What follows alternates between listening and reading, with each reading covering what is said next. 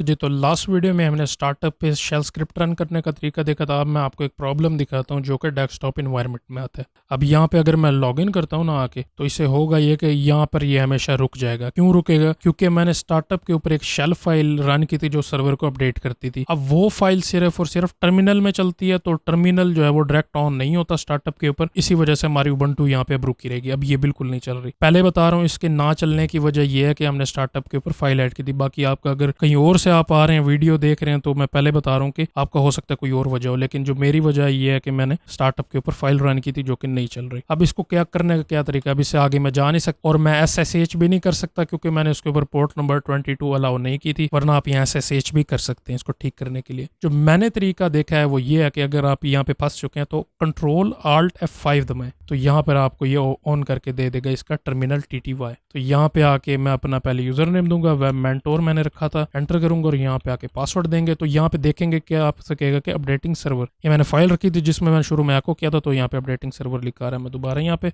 जो है वो लिखूंगा पासवर्ड, तो इसके बाद ये अपडेटिंग स्टार्ट कर देगा। इसकी अपग्रेड पहले से है पड़ा तो ये आगे नहीं जाएगा। अब मैंने क्या करना है कि वो जाके वो फाइल ही मैंने डिलीट कर देनी है। तो cd/etc/profile.d एंटर करूंगा और यहाँ पे आके करूंगा sudo rm start _shell.sh, इसको डिलीट कर देंगे। मैं दोबारा रीबूट नाउ करता हूँ, सॉरी sudo रीबूट नाउ। अब इसको जो है मैं रीस्टार्ट होने देता हूँ पूरा कंप्लीट, और फिर इसको आपको दोबारा लॉगिन करके दिखाता हूँ।